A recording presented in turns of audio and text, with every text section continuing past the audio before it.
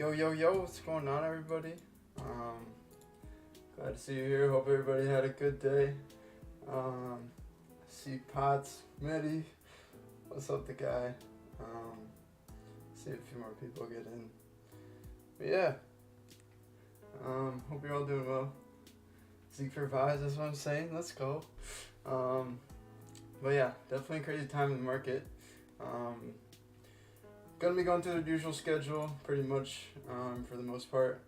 I'm gonna go over crypto and some other markets, go through some of the major indices, then a few May caps, and then at the end, whatever you guys want to see, we can go over. We can go through some take requests and whatnot. But yeah, let's get started. Bitcoin. I shared this the other day. There was this bear flag forming. It was retesting the lows from the summer and a couple months ago with some bearish divergence, retesting old support as resistance. That's definitely playing out. The 17.5K level is pretty important level that it's definitely rejected, and it broke down. So we'll see what happens. The bearish divergence is definitely confirmed. So we'll see what happens there. Next support level I see is like 15.7K. Make you a mod so I can ban Midi. I definitely do gotta make some mods, so I can do that. I'll probably do that after. But no camp for right now. We're gonna get used to everything first. Get a few streams under the belt probably. But moving over to the weekly, just kind of seems like this 14K-ish level is where it's heading. Especially if this bear flag does play out. Maybe the market keeps on selling off too. Bearish divergence is forming too here. So we'll have to see. It's kind of just been selling off, making a leg up, and then making a lower low like for a long time now. It's pretty crazy what's happened to Bitcoin over the past or throughout this year. But yeah, so we'll see what happens there. Moving over to Ethereum, pretty similar. Bear flag is forming, definitely broke down. Maybe it gets a back test to like flip this demand into supply, but we'll have to see for that. This like 1100 level is the level I'm watching to the downside for that. If it does break that level, I think that it could test the lows of the year around a little under $900. So I have to see what happens with that. But yeah, Bitcoin and Ethereum, they usually move together, so keep an eye on both. 200-day moving average, so it's a little bit above it, but it couldn't even retest it. Like over here, it tested and rejected pretty hard. Here, it couldn't even get up to it. Then moving over to the weekly, it's not looking the greatest. It's like this bearish pennant that's forming. It has broken under the 200 weekly moving average. Sorry. There's also bearish divergence forming on the weekly. So if that daily bear flag plays out, maybe this domain line gets tested again, and then maybe it ends up testing the lows, and we'll see from there. It definitely does have some support around 800 from some of these highs back in 2018. But yeah, we'll see what happens with that. Alright, so then moving over to some other markets. I'm not going to cover everything that Champ usually does, but if you guys want to see like gold or silver at the end, then we can definitely do that. But yeah, the US 10-year. It's been on quite the run. Recently it's been pulling back, but it definitely has broken out of this bull flag. This is the daily chart. It's flipping some of these highs from back in June into support and moving higher. I know Champ was talking about like the 3.4, 3.5 support level for a while, and that's definitely playing out. So I have to see what happens with that. And then on the weekly for the US 10-year, this is where it gets like a little bit clearer, I think. It definitely had like this rounding bottom starting back in all the way in the end of 2018, like 2019. And like this blue zone has been resistance for a little while now, and it broke over that in the summer, and now it's especially this week really getting a nice bounce off of this high from back in June. Triple hidden bullish divergence is forming, so I would like to say that this will continue higher. We'll have to wait and see if that daily bull flag plays out. Then moving over to the dollar, kind of similar, not necessarily exactly the same, but it's in a little bit of a channel here. It is below the 200-day moving average, but this like 101 to 103 is definitely a support zone that I think would be pretty strong if it does continue to sell off. Definitely lost the 200-day moving average, but the main thing about the dollar that I found really interesting is not the weekly but the monthly, and I talked about this a little bit. I think it was like a couple months ago when I went on Champ Stream for a little while. This cup and handle that's been forming on the monthly, and you can see it lost this like $100 level all the way back in 2003.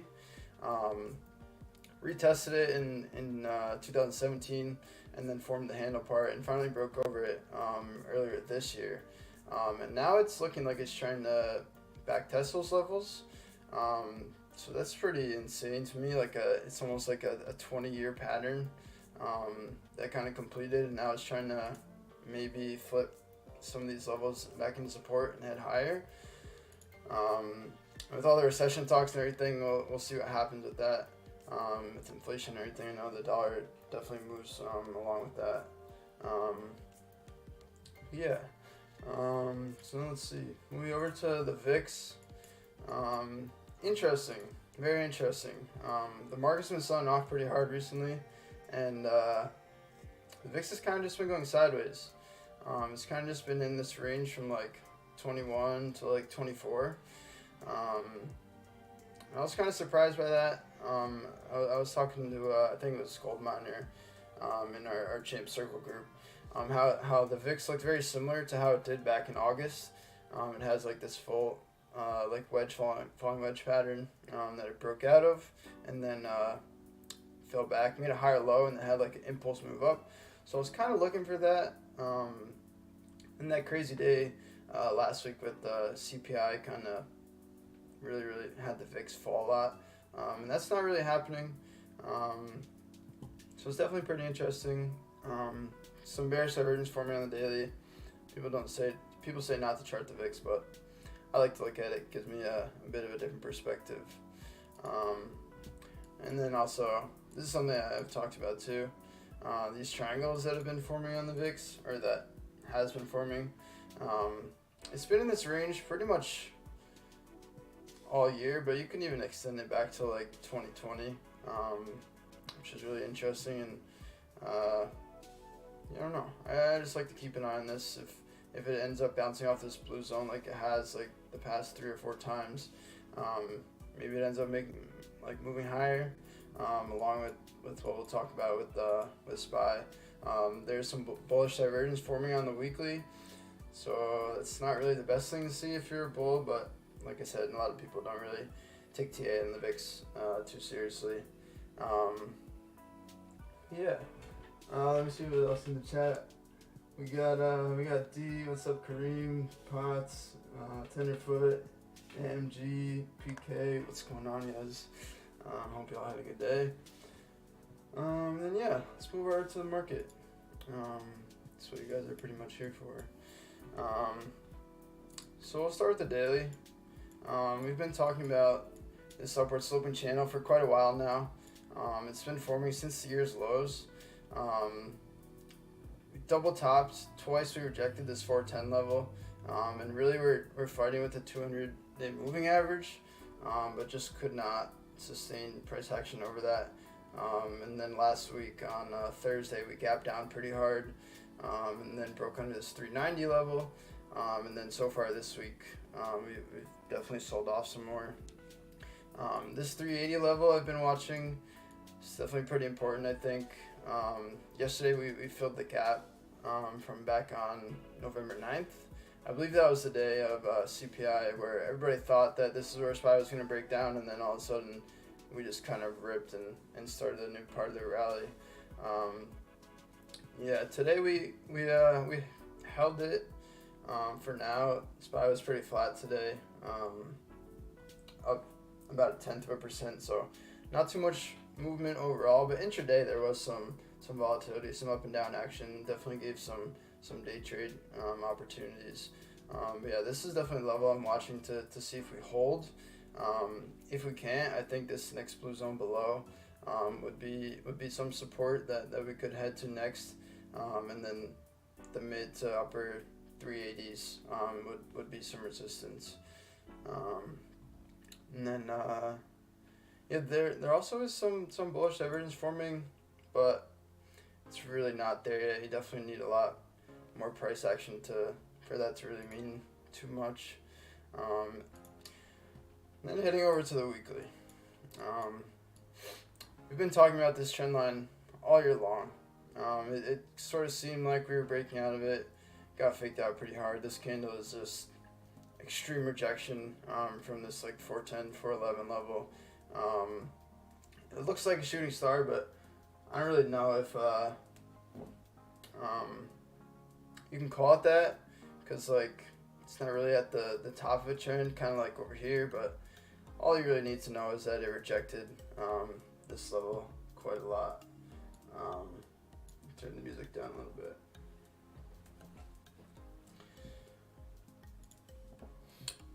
So yeah, weekly 200 moving average is sitting at about 365. We managed to hold that back in October and made a nice move off it. But yeah, like I was saying, if we lose that 380-ish level, down to the mid or lower 370s, I think is what can happen. Then we can look at what happened today. Like I said, it was pretty flat, but there definitely was some up and down action. We opened over here, made a nice rally up, and then I was really watching this like 381, 382 area. This was support back on Friday, and then yesterday as well, and then we broke through that. I thought we were going to break above it on this first run. The market was definitely really strong. It sort of broke out of this trend line here. It made a nice move. Then it started consolidating, made a higher low, just kind of made this triangle pattern, and broke out here. Then it kind of back tested it, and I kind of thought that this might break it over this 382 level, which could have brought some more upside to it. That didn't really happen. The back test kind of failed. It tested it twice and then ended up breaking this demand line. So what I'm watching for tomorrow is this 378 level. I know I was talking about that 380 level, but just on lower time frames. I think if we lose the lows from Monday, then we really could see some more downside price action. And then to the upside, this blue zone is kind of just a chop zone. So if we do break over 382, make a move up, you want to see that retest and then move higher and then make like a higher high, maybe for some more upside. But we'll have to wait and see for that. And moving over to the QQQ, it's a bit different from SPY. SPY looks like more of just like an upsloping channel that it broke down from. And to me, the Qs look more like a bear flag. It's a pretty large one and quite the large downtrend that we've been having so far this year. So definitely not what you want to see for tech.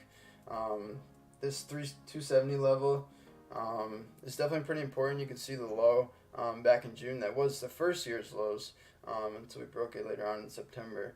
But it's definitely retesting that level now. It did also fill the gap from November 9th yesterday, similar to SPY.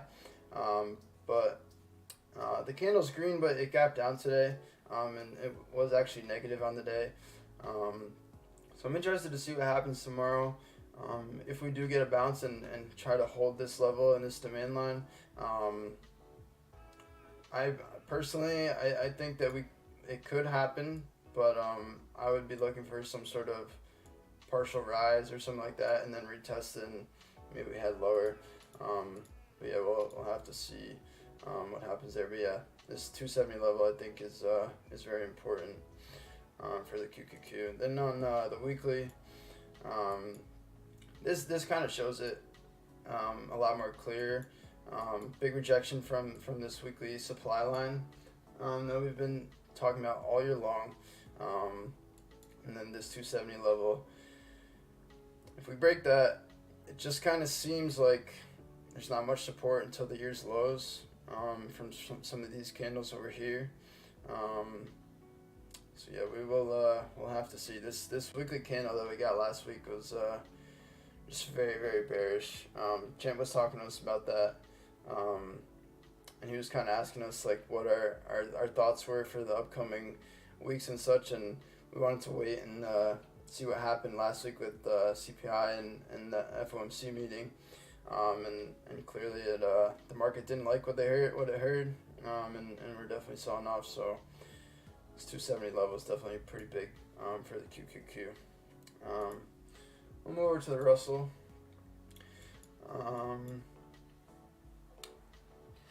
On the daily, it definitely seems like it has some support near term around this 170 level.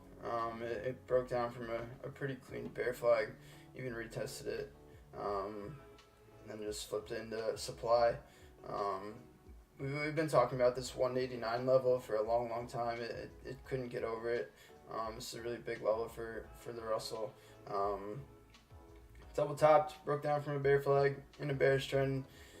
It's kind of what you tend to see in bear markets. Yeah, so this blue zone is some support. We've held it twice so far this year. But what we talk about a lot is more times certain levels are tested, there's more of a higher chance that it's not that strong of a level. Like there's higher probability if you test it 3-4 times that level will end up breaking. So we'll have to see. I think 170 though could be an area where it gets a bounce. Interestingly enough, it was up 0.5% today compared to the SPY and the Qs that were basically flat. Not sure how much that really means. But then on the weekly, this is where I get a little bit worried for small caps. This blue zone has been some highs in the past from 2018, from 2020, some highs after the COVID crash, 2 lows from earlier in the year, but it kind of looks like a mini head and shoulders pattern that's on the weekly. Just a very clear head and then 2 sides that are 2 shoulders that pretty much topped out the same area. So if this blue zone was to break this 162, 163 level, then I think we could see a lot more downside on the Russell. Yeah, the next support level is like that I see that's really clear is like lower 140s. It's definitely, it could bounce somewhere really in between here, but there's just a lot of chopping like up or down. This is just a clear level that I see from some of these highs back in 2017, some lows from February of 2018, and a couple lows from around COVID. So yeah, we'll have to see. But this is sort of like the neckline level, like the 162. But yeah. Then looking at the ARK. Oh, the ARK ETF. We've been talking about this for a long time. It's been trying to hold on to this $33 level from March 2020. And like I was just saying with the Russell, the more times you test the level, the probability of holding it is just goes down. There's even bearish divergence forming on the weekly time frame. And it also kind of just rejected this supply line. There is some support in the higher 20s from some consolidation over here back in 2017. Yeah, this chart is just it's pretty wild what's happened over the past few years. So we'll have to see. We'll have to see what happens. Yeah, I mean, you could kind of say there's like somewhat of a wedge forming here, but I don't know. This is the lowest close of the year, lowest close since all the way back in 2017, and I don't know how much merit this wedge would really have with all the higher time frame variables on the weekly. So let me take a look at the chat. Let's see. Turn the mic up. I turned the music down a little bit. I hope that helps. What's up, Cheddar? Glad to see you here. Check SPY monthly candle. I was looking at that actually. It's a good point. Yeah, this is definitely a bearish engulfing candle so far. I don't know. Just it's not what you want to see if you're a bull. I'm pretty sure the Q's is the same way. And yeah, like look at this. This candle right here is like a textbook hammer candle, and then your follow through price action is a bearish engulfing candle. It's just not what you want to see. Longer term, I do think that this could turn into some sort of a bull flag or a channel or a wedge or something like that, but I don't think that we're there yet, and there's a lot more work to do. So we'll have to see. You're in the zone, bro. Thanks for trying. That helps. You can hear a lot better. Okay, perfect. So then yeah, I just had a couple mega caps that I was gonna look at, and then we can do some ticker requests if you guys want at the end.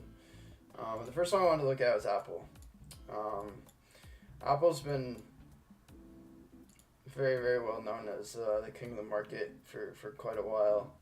It's been holding up for a long time, a lot better than most names. And over the last week or so, it definitely broke down. I think Jetta was talking about this sort of triangle that was forming, and that broke down, and then it also just lost this 140 level, which was lows from middle of November, and then early December, and yeah, it's almost at its yearly lows. It caught a little bit of a bounce today, but it's kind of deceiving because it was negative on the day, even though this is a green candle, like because we gapped down in the morning. Yeah, it's kind of getting towards oversold, but I don't know. We'll have to see. I think that this 129 level could be tested, and once we get there, if we do get there, then we'll see how it reacts to that. And then on the weekly, I've talked about this a couple times, shared it. Yeah, this trend line is a bit makes me a little nervous. It's held this trend line 1, 2, 3, 4, 5 times since September of 2020. This demand line, I like to use these little zones as demand lines. It just kind of gives me more touches. And last week, with all the selling that we had after FOMC, it did close below that. That was the lowest weekly candle close since its yearly low. So we'll have to see. The MACD is definitely getting red. There's some really high selling volume last week. It looks like so far it's only Tuesday, but it looks like we're getting some downside follow through as of now. So yeah, we'll have to see. I hope this 129 level, 128 level can hold. But if not, I see 120 as the next major support on the weekly, and yeah, we'll just gotta hope that Apple can catch a bounce and hold everything up. It does have a gap to fill. I want to talk about this too. It does have a gap to fill around 120 from all the way back in March of 2021. So maybe just thinking ahead. If this does continue to sell off and we do come down here, gap gets filled, and then we can get a bounce from here. Yeah, we're definitely ways away from that.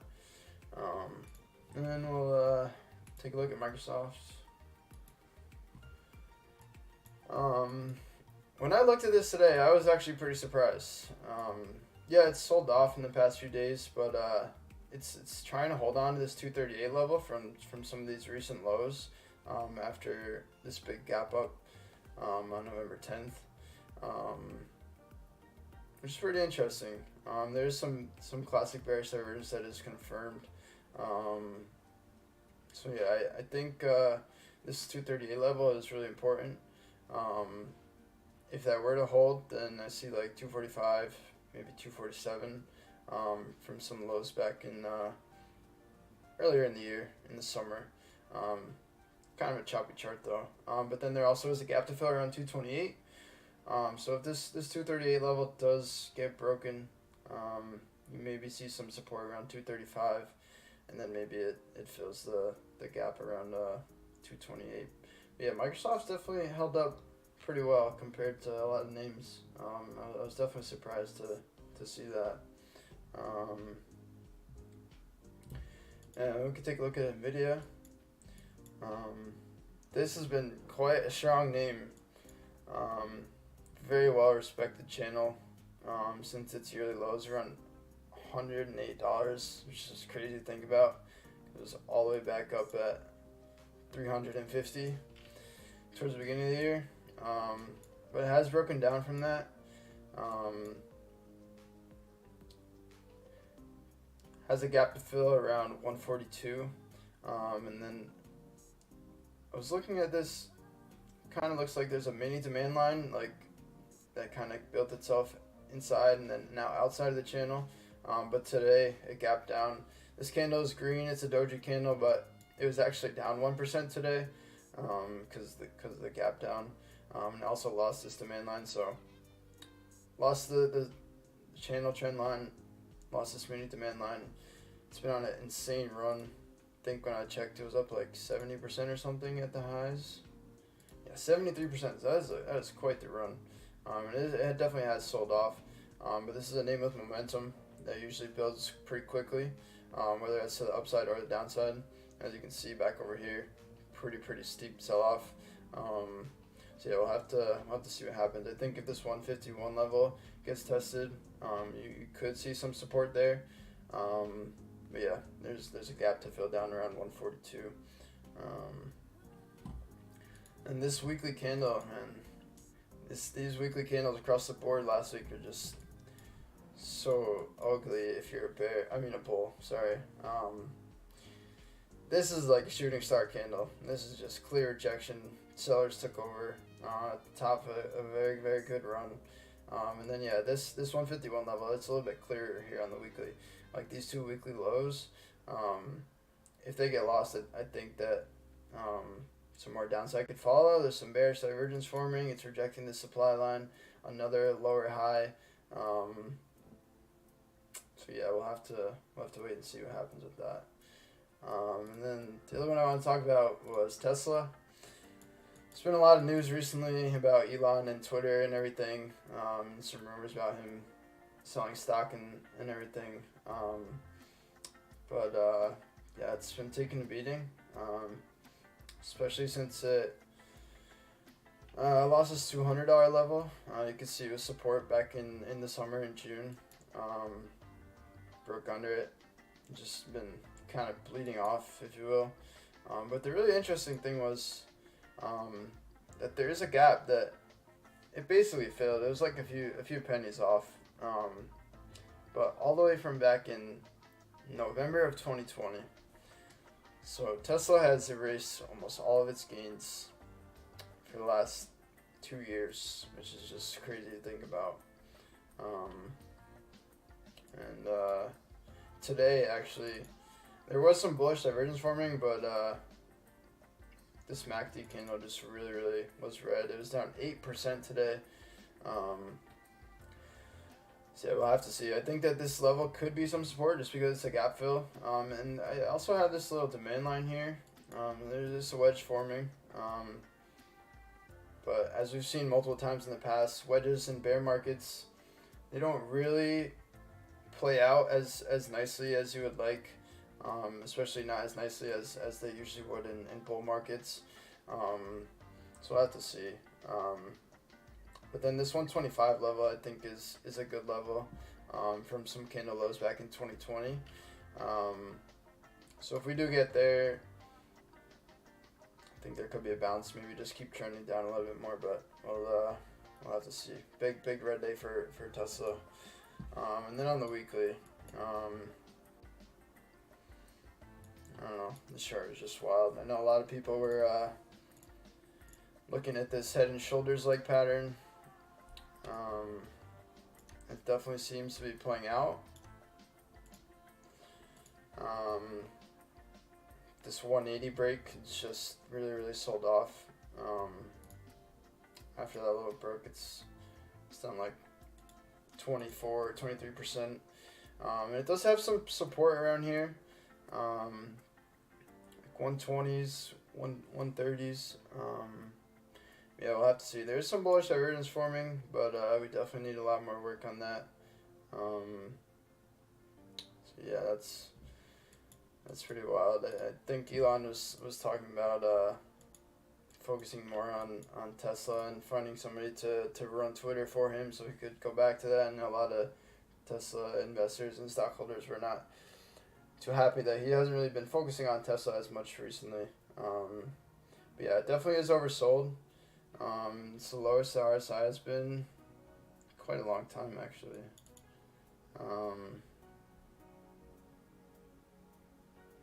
Yeah, all the way back in March of 2020. That's pretty wild. This is on the daily. Yeah, and then just one more. Google. I don't really look at this name too much, to be honest. But pretty similar to a lot of the names that had a nice rally off the lows. It's been bear flagging, broke down, retested the main line and turned it into supply resistance, and filled the gap yesterday. But bearish divergence is confirmed.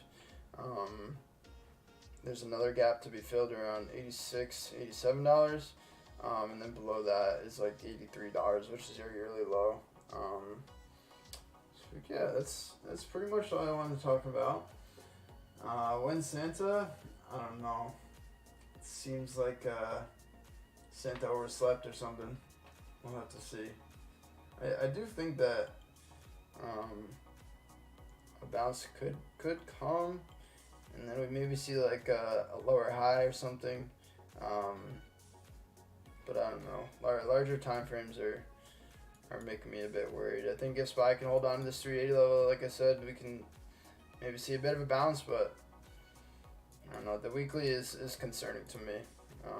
Last week's candle was just telling the story, really.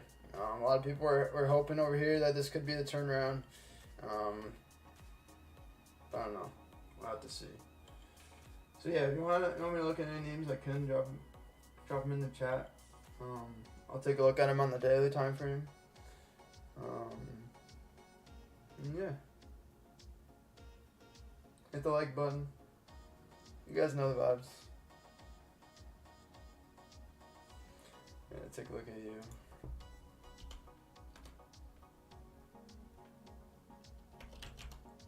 Sorry. Alright, we'll start with those.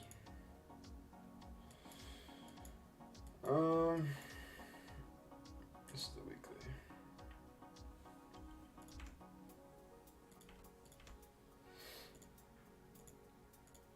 Clear some of these drawings out.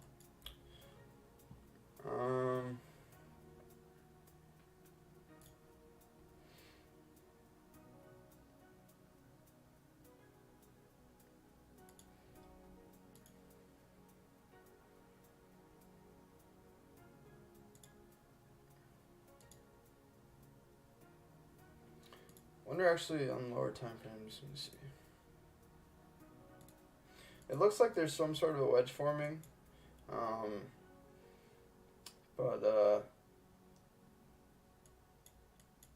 I don't know, there really hasn't been that much of a bounce. It's kind of really just been selling off.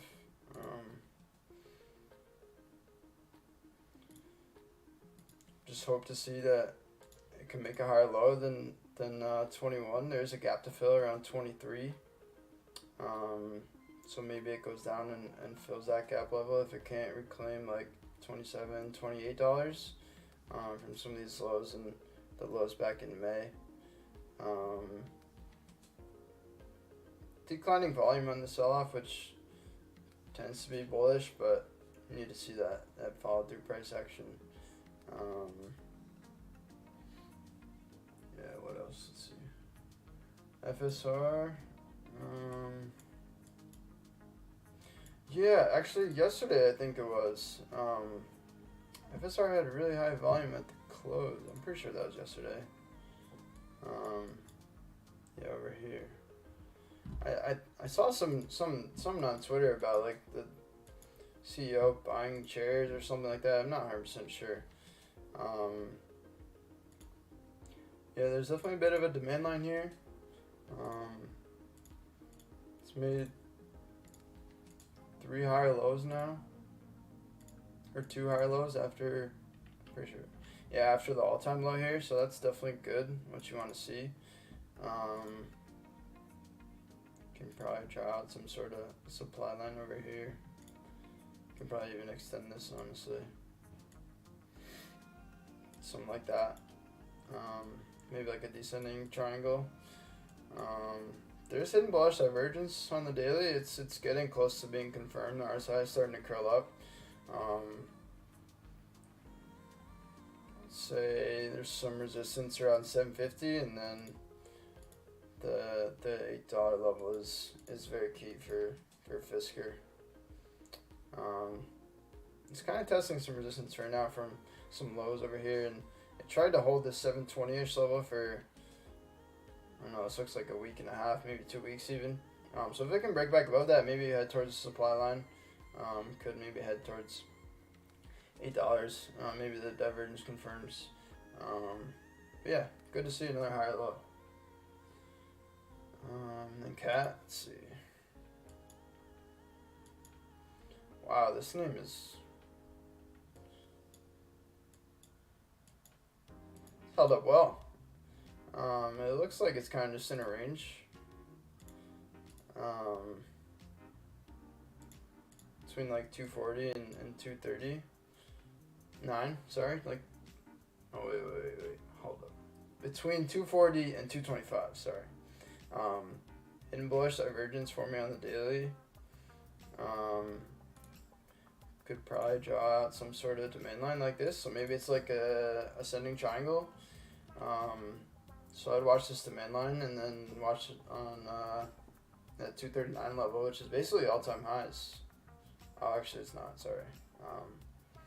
But yeah, I'd watch that 240 level and then that demand line. See if this bullish divergence continues to play out or confirm. PLTR and cloud noise.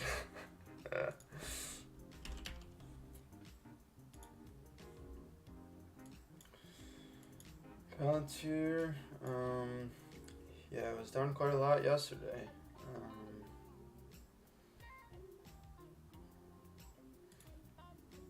It's definitely a level you want to reclaim. Like that 630s-ish level. Highs from today, and this candle open from back in May.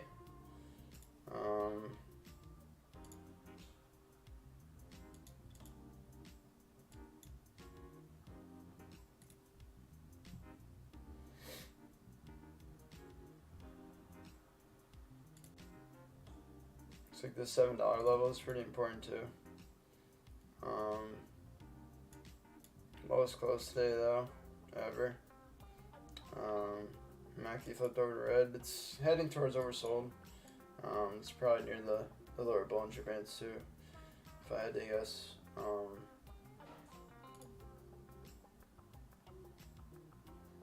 don't know, not too much of a supply line that I can get here. I would say you want to get back over these lows and then see if you can get back over 7. Yeah. And Clownoweth. I don't understand why you even care about this. Like, what is this chart? I hope you don't own any of this, by the way, the guy. I don't even know. I don't even know how to say this value. It's like 9 zeros before the first number. But alright, I think that'll be it. Thank you to everyone that came out. Pretty cool and excited that I'll be starting to do this. I know the intro said that I'll be streaming every Sunday night at 8. But this weekend I won't be just because of Christmas. So I'll let you guys know what's going on with that in the Discord. Be sure to join the Discord, by the way. Links in the description. Yeah, well, we'll see how this goes. Pretty excited. Thanks everybody for coming out. Hit the like button, and timestamps will probably be up in a little bit. So I'll see everybody tomorrow. Have a good one, guys.